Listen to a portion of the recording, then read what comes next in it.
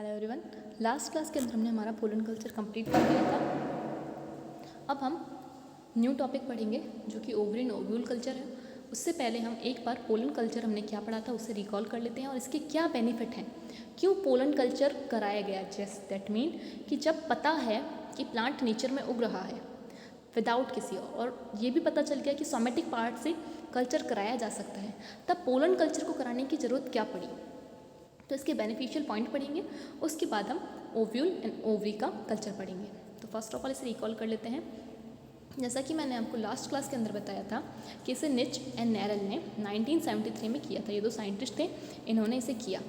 अब इन्होंने क्या करा, दतूरा इनॉक्सिया का प्लांट लिया और इस दतूरा इनॉक्सिया का इन्होंने कल्चर कराया। और दतूरा इनॉक्सिया का क्या पार्ट लिया, पोलन वाला। इस पोलन वाला पार्ट लेके इन्होंने कल्चर कराया।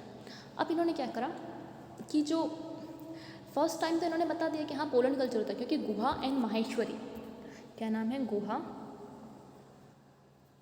एंड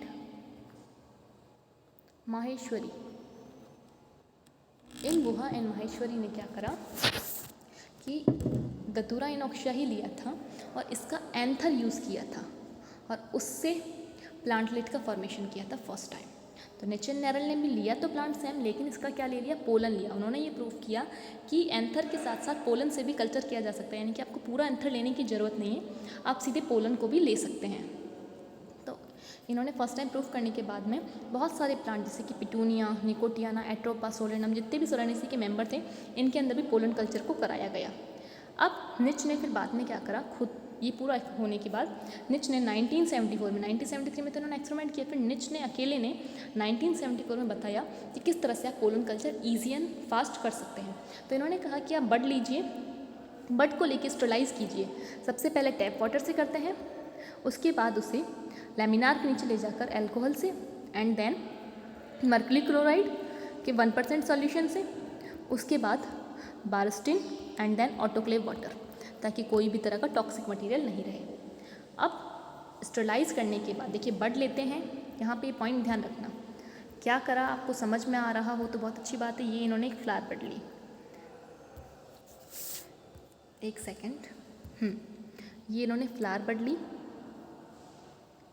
अब इस फ्लावर बड के अंदर क्या किया इन्होंने, इस फ्लावर बड के अंदर इन्होंने उसको स्टरलाइज किया। एक सेकेंड, ओके, क्या लिया, एक फ्लावर बड ली और फ्लावर बड को लेकर, ये फ्लावर बड है बंद, इसको लेकर इन्होंने स्टरलाइज किया। स्टरलाइज करने के बाद में इसके अंदर से इसे ओपन किया इस तरह से कि ये वाला अलग करा थोड़ा सा और ये अलग करा। अब इसके इनके अंदर इन्हें इस तरह की कंडीशन दिखी, जिसमें इन्हें यहाँ पर ओवरी दिखेगी सेंटर में और यहाँ पर ये एंथर। तो इन्होंने इस एंथर को फोर्सेप्स से रिमूव कर लिया, हटा लिया।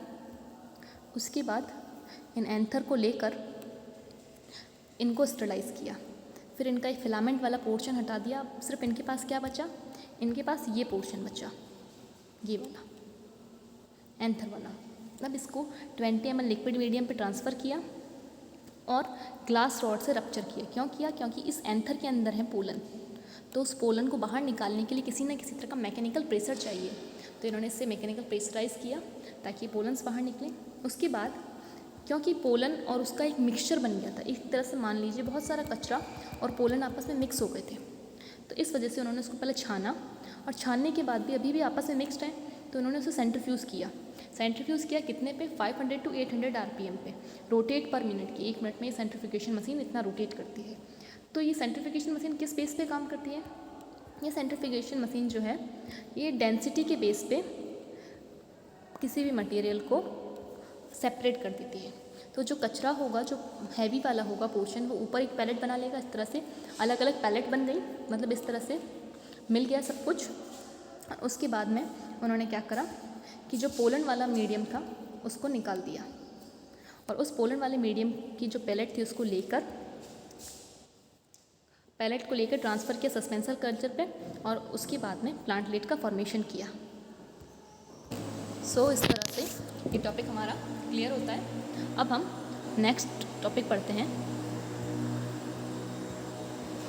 जैसा कि आपको पोलैंड कल्चर मैंने बता दिया था कि हमने बर्ड ली, इस फ्लावर बर्ड को लेने के बाद हमने क्या किया, इस फ्लावर बर्ड को लिया और इसको बिल्कुल स्टरलाइज करके फिर इसको क्या किया, एक 20 ml सॉल्यूशन के अंदर डाला और उस 20 ml सॉल्यूशन के अंदर डालने के बाद इसको हमने एक आइसोलेटेड सेंट्रीफ्यूज किया, जिससे इसको आइसोलेट कर लिया और उसके बाद में आइसोलेट करने के बाद में इसका पोलन कल्चर किया और फिर जिससे हमने एम्ब्रियो फॉर्मेशन किया। सबसे पहले हार्ट शेप, सबसे पहले ग्लोबुलर, फिर हार्ट एंड देन प्लांटलेट का फॉर्मेशन कर लिया और फिर कोल्चिसिन से ट्रीटमेंट करके एक डबल फर्टिलाइज्ड प्लांट बना दिया, यानी कि एक डबल क्रोमोसोमल प्लांट बना दिया जिसमें कि क्रोमोसोम डबलिंग हो चुकी है, यानी कि डिप्लॉयड प्लांट बन चुका है।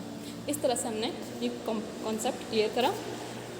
अब हम सिग्निफिकेंस देखें अगर हैप्लॉइडी के, कि जो हमने कल्चर करवाया है फर्स्ट, उसके अंदर क्या है कि जो एंथर कल्चर या पोलन कल्चर अलग अलग साइंटिस्ट ने करवाया, उसका क्या रिजल्ट है।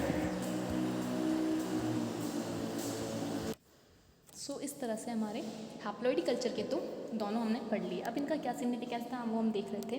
तो उसमें फर्स्ट कि जो हैप्लॉइडी कल्चर किया जाता है तो उसमें इंड्यूस्ड म्यूटेशन होता है। दैट मीन हम हैप्लॉइडी कल्चर या एंथर कल्चर या पोलन कल्चर दोनों के द्वारा हम इंड्यूस्ड म्यूटेशन की स्टडी कर सकते हैं। इंड्यूस्ड म्यूटेशन की स्टडी मतलब कि इनके अंदर किसी तरह का म्यूटेशन तो नहीं हुआ है, उसको हम पता कर सकते हैं। कैसे कर सकते हैं, क्योंकि देखिए चाहे एंथर कल्चर करें चाहे पोलन कल्चर करें, दोनों में ही प्लांट कैसा है, दोनों में ही प्लांट हैप्लॉइड है, एक गुणित है। अब एक गुणित है दैट मीन क्रोमोसोम का जो लेवल है वो कम है।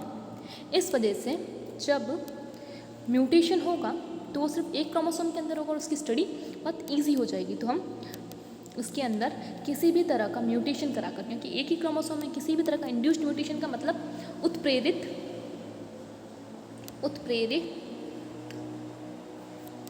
म्यूटेशन, ठीक है। म्यूटेशन को का मतलब चेंज कराना किसी भी तरह से, चाहे केमिकल हो, चाहे रेडिएशन के थ्रू हो, चाहे किसी भी तरह का फिजिकल फोर्स देकर उसके जेनेटिक मेकअप के अंदर चेंज होता है तो उसे म्यूटेशन कहते हैं, जो कि इंड्यूस्ड मतलब हम जब हम कराते हैं तब। तो इस तरह से हम इसकी स्टडी कर सकते हैं, फर्स्ट चीज़। सेकंड चीज, कल्चर लॉन्ग टाइम के लिए कर सकते हैं, क्योंकि जो हैप्लॉइड कल्चर है उसमें सिर्फ सिंगल जीन को लिया है, एक हैप्लॉइड है, दोनों ही एक एक जीन है, तो उसको हम लंबे टाइम तक कल्चर कर सकते हैं, क्योंकि इनके अंदर जो इनका टाइम होता है कल्चर का वो एक लॉन्ग होता है कंपैरेटिव टू अदर कल्चर।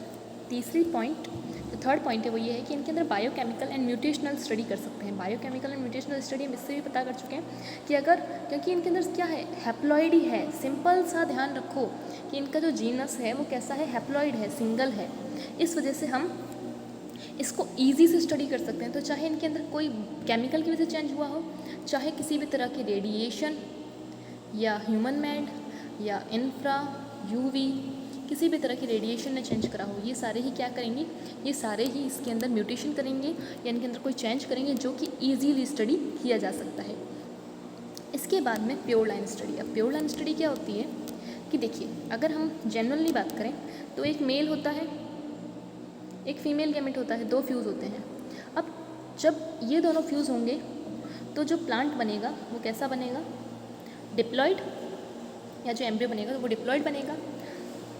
तो इसके अंदर आपको इसके भी कैरेक्टर मिल रहे हैं, इसके भी कैरेक्टर मिल रहे हैं, तो आपको दोनों के कैरेक्टर पता होने चाहिए, तब आप स्टडी कर सकते हैं। लेकिन यहाँ पर क्या होगा, सिर्फ एन, और एन से जो प्लांट बनेगा वो भी हैप्लॉइड होगा, यानी कि सिर्फ फादर के कैरेक्टर आएंगे। तो एक प्योर लाइन बनेगी, सिर्फ सिंगल पेरेंटल लाइन बन रही है और वो भी प्योर है, जिसमें आपने किसी भी तरह का कोई भी फ्यूज़न नहीं कराया है।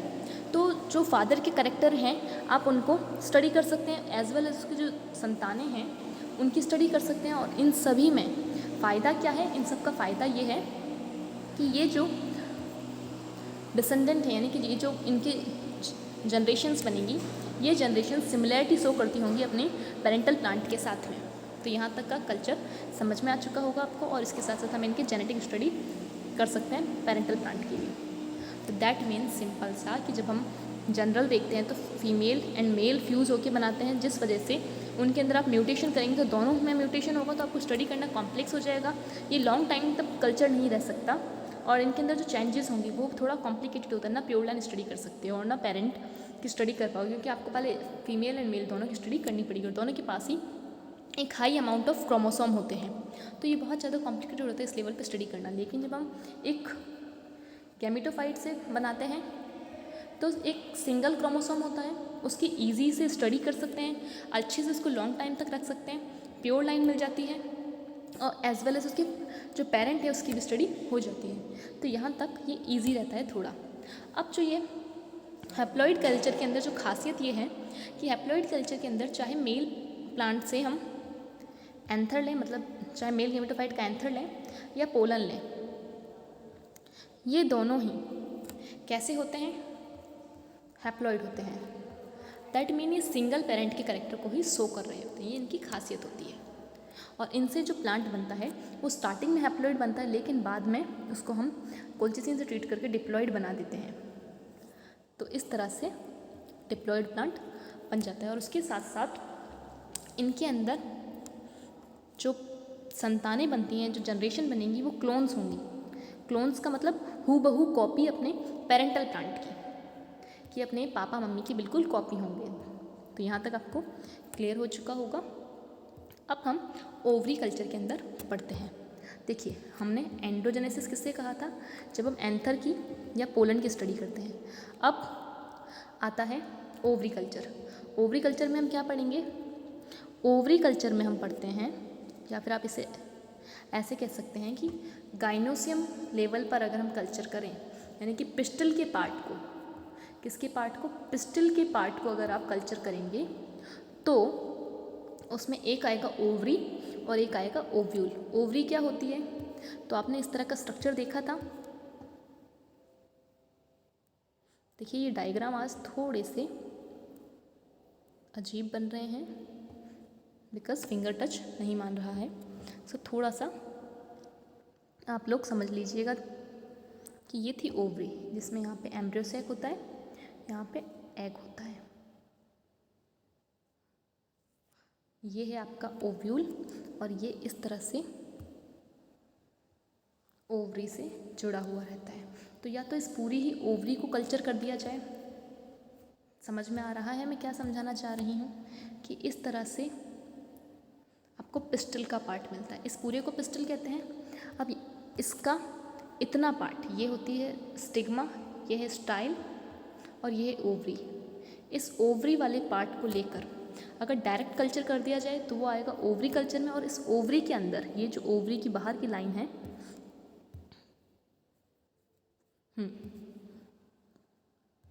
ये जो पार्ट है ये है ओवरी। तो अगर इस पूरे रेड वाले पार्ट को कल्चर किया जाएगा तो ओवरी होगी, लेकिन अगर इस पार्ट को कल्चर किया जाए, ये जो पार्ट इसके अंदर टच है, तो ये होता है ओव्यूल। ठीक है, तो इसमें ovary culture and ovule culture दोनों को पढ़ते हैं। तो स्टार्ट करते हैं।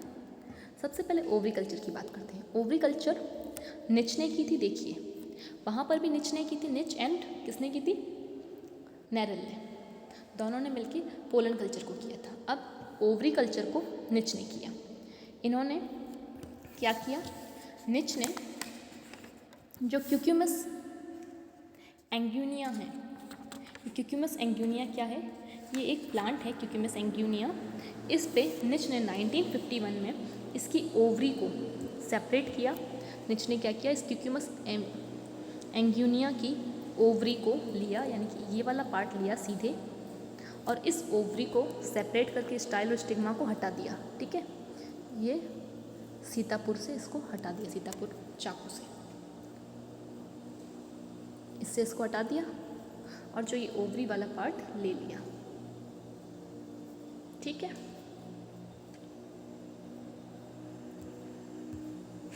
जिसके अंदर यहाँ पर लगे हुए हैं बहुत सारे ओव्यूल। चलिए, अब इन्होंने इस क्यूक्यूमस एंग्यूनिया का प्लांट लिया और इसे आइसोलेट किया, अलग किया, और इस ओवरी को कल्चर किया। उसके साथ साथ इन्होंने फ्रेग्रिया, लाइकोपर्सिकॉन निकोटियाना टैबेकम, इन सब के अंदर भी ओवरी कल्चर को स्टडी किया था। ठीक है, तो ये पॉइंट आई होप आपको याद रहेगा। क्या करा निच ने 1951 में। एंथर कल्चर कब किया था? गुहा ने 63 में। पोलन कल्चर कब किया? ये एंथर के लिए है। ये गुहा एंड माहेश्वरी ने किया। पोलन कल्चर कब किया है? 73 में। कब किया पोलन कल्चर? 73 में निच एंड निरेल के थ्रू। तो ध्यान रखिएगा एंथर कल्चर को किया गया है 1964 में, 63 नहीं 64 में। और ओव्यूल कल्चर को 1973 में। दैट मीन्स 1964 में गुहा एंड माहेश्वरी ने एंथर कल्चर किया, 1973 में पोलन कल्चर किया निच एंड निरेल ने, और इससे इन दोनों से पहले 1951 में निच ने क्या किया? क्यूक्यूमस एंग्यूनिया, फ्रैग्रिया, लाइकोपर्सिकॉन, निकोटियाना टैबेकम, इन सब में ओवरी कल्चर को कर दिया था। ओवरी कल्चर कैसे किया कि जो ये पूरी ओवरी है इस पार्ट को यहाँ से कट करके आइसोलेट किया, इसको कल्चर मीडियम पे ट्रांसफ़र कर दिया। यहाँ तक का क्लियर होता है। इसके साथ साथ कर तो दिया, देखिए एक होता है सिर्फ कल्चर कर देना और एक होता है उसके सक्सेस होना। दैट मीन निच ने जब इन चारों से जब कल्चर किया ओवरी कल्चर किया तो इन्होंने इनसे वाइबल जीवित प्लांटलेट को प्राप्त भी किया, यानी कि इनका जो ये एक्सपेरिमेंट था वो सक्सेस हुआ, जीवित प्लांटलेट मिले इन्हें और इनका ये सक्सेस हुआ। इसके बाद में माहेश्वरी आए 1958 में, और इन्होंने यानी कि सबसे पहले आपको समझना क्या है कि ओवरी कल्चर एंथर कल्चर से पहले हो रखा है, लेकिन हम पढ़ते पहले एंथर कल्चर है क्योंकि एंथर कल्चर बहुत ज़्यादा कॉमन होता है, या जो एंड्रोजेनेसिस है वो कॉमन होती है। अब इन दोनों ने इन्होंने क्या करा? माहेश्वरी ने इबेरिया अमारा ये प्लांट लिया और इसके अंदर ओव्यूल का कल्चर, इस ओवरी का कल्चर किया। और ओवरी का कल्चर कब किया? जब इसमें पॉलिनेशन हो चुका था। दैट मीन कि फर्टिलाइज्ड ओवरी का कल्चर किया, और इन्होंने भी यहाँ पर एक सफलता प्राप्त की, यानी कि इनका जो एक्सपेरिमेंट था माहेश्वरी का ये भी हुआ। इसके साथ साथ निच का जो एक्सपेरिमेंट था ये भी हुआ था, यानी कि इन्होंने भी प्लांटलेट का फॉर्मेशन कर लिया ओवरी से और इन्होंने भी कर लिया। अब ओवरी कल्चर के लिए जो इसेंशियल है कि ओवरी कल्चर में क्या क्या खासियत, क्या क्या चीज़ों का ध्यान रखें तो ओवरी कल्चर सहायक होती है, ओवरी कल्चर ईजी रहती है। तो उसमें विटामिन बी और IA अगर हम कल्चर मीडियम में रखते हैं, कल्चर मीडियम के अंदर अगर हम विटामिन बी एंड IA रखते हैं तो ओवरी का कल्चर इजी एंड फास्ट होता है। यहाँ तक क्लियर होता है। इसके बाद में सहगल एंड कांटा आए। इन्होंने क्या करा? ट्रेपोलियम मैजेस को लिया और पॉलिनेशन के जस्ट बाद, पॉलिनेशन जैसे ही हुआ उसके 2 दिन, सिर्फ इन्होंने ट्रोपोलियम मैजेस को लेके 2 दिन बाद ओवरी पे जैसे ही पोलन, स्टिग्मा पे जैसे ही पोलन है उसके जस्ट 2 दिन बाद में इन्होंने इसका कल्चर किया और सफलता प्राप्त की। दैट मीन्स सिंपल सा कि जितने भी ये कल्चर किए गए ओवरी के वो सारे तो कैसे रहे? वो सारे सक्सेस रहे। अब इसके बाद आता है ओव्यूल कल्चर। अब ओव्यूल कल्चर को सबसे पहले किया था वाइट ने 1951 में। कब किया था? जब निच अपना कर रहे थे ओवरी कल्चर, तब इन्होंने 1951 में वाइट ने क्या करा? एंटीराइनम, जिसको कहते हैं डॉग फ्लावर, एंटीराइनम मेजस, एक क्या है जैसे मैंने आपको बहुत बार बता रखा है, एक आइडियल फ्लावर है, डॉग फ्लावर। इस पे बहुत सारे एक्सपेरिमेंट, मतलब इसकी पूरी स्टडी हो रखी है, इसे मॉडल प्लांट की तरह लेते हैं। तो ये जो एंटीराइनम है मेजस डॉग फ्लावर, इसको लिया इन्होंने वाइट ने और इसका ओव्यूल कल्चर किया।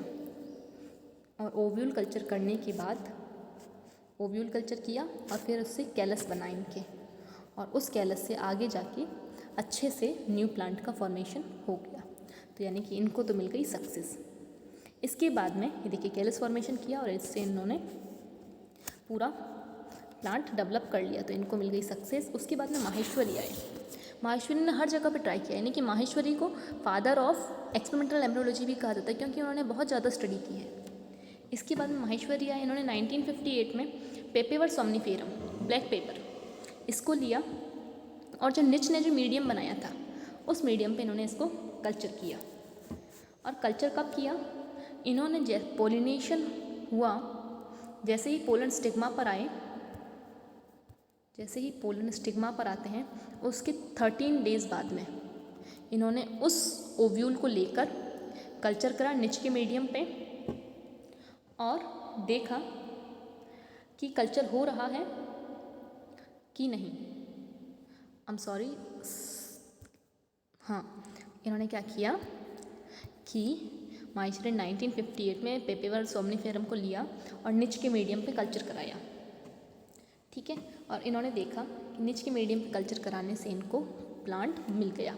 उसके बाद सच्चर एंड कपूर आए, इन्होंने जेफ्रेंथस लिया 1959 में और इन्होंने भी निच के मीडियम पे कल्चर कराया, तो इन्हें भी जो प्लांट था उसकी कुछ हद तक सक्सेस मिली, लेकिन एक जो ओवरऑल प्लांट बनता है वो नहीं मिला। दैट मीन ये जो मैं आपको पॉइंट बता रही हूँ इसमें सिर्फ आपको क्या ध्यान रखना है कि देखिए वाइट ने जब कराया इनको सक्सेस मिली, कैलस कल्चर के थ्रू इन्होंने ओव्यूल लिया, उसको कैलस का फॉर्मेशन किया और उससे प्लांटलेट बन गया, वाइट को सक्सेस मिली। माहेश्वरी को भी सक्सेस मिली, इन्होंने पेपेवर सोमनिफेरम लिया तो निच के मीडियम पे कल्चर कराया। सच एंड कपूर ने जेफ्रेंथियस लिया और इसे निच के मीडियम पे कल्चर कराया, लेकिन इनको आगे चल के सक्सेस नहीं मिली। उसके बाद में रंगास्वामी आए और रंगास्वामी ने क्या किया कि सिट्रस माइकोग्रापा ये प्लांट लिया और इसे वाइट मीडियम पे कल्चर कराया। तो इन्होंने कल्चर तो इजी, मतलब कल्चर में तो इनको मिल गई थी सफलता, लेकिन आगे प्लांट फॉर्मेशन में इन्होंने देखा कि इनका जो एम्ब्रियो था वो धीरे धीरे डेवलप हुआ और फिर एंड में जाके इनको इसमें भी सफलता मिल गई। गुहा एंड जौहरी आए 1966 में, इन्होंने एलियम सिपा पे कल्चर कराया और इन्होंने एलियम सिपा का कल्चर कराया और वो भी 13 डेज़ बाद वाला इन्होंने किया था। क्या करा इन्होंने लिया 13 डेज़ बाद जस्ट पॉलिनेशन के, लेकिन इनको सफलता नहीं मिली। और फिर Ribes and rubrum and Carica papaya का कल्चर कराकर सोमेटिक एम्ब्रियो का फॉर्मेशन किया। दैट मीन ये मैंने आपको फास्टली आज पढ़ाया जस्ट बिकॉज ये स्लाइड कंप्लीट करना ज़रूरी है। इसे मैं आपको एक बार फिर से नेक्स्ट क्लास में बता दूँगी, क्योंकि अगर मैं आपको छोड़ देती तो आप अनकनेक्टेड रहती। तो आज मैंने सिर्फ आपको एक सुपरफिशियली बता दी। ओव्यूल कल्चर को हम फिर से एक बार अच्छे से करेंगे नेक्स्ट क्लास के अंदर, आपको एकदम क्लियर कट वापस से समझा दूँगी मैं कि सिंपल सा आपको ध्यान क्या रखना है इसके अंदर कि जैसे कि एंटीराइनम का, माहेश्वरी का एक्सपेरिमेंट एंड रंगास्वामी, इन तीनों का एक्सपेरिमेंट तो सफल रहा, इसके साथ साथ इनसे भी सफल रहा, लेकिन इनका एक्सपेरिमेंट सफल नहीं रहा। और जो इनका था एलियम सिपा, इस एलियम सिपा का जो कल्चर इन्होंने करा है ये भी सफल नहीं था। तो इस तरह से आपको ये ध्यान रखना है। इसे हम फिर से एक बार नेक्स्ट क्लास के अंदर पढ़ेंगे। चलिए, अगर आपको अभी भी डाउट हो तो पूछ लीजिएगा। इम्पोर्टेंस भी हम ओव्यूल कल्चर की, यानी कि गाइनोशियम पूरे कल्चर की, pistol and ovary, ovary and ovule दोनों का नेक्स्ट क्लास में पढ़ेंगे। टिल देन लर्न करते रहिए। Thank you.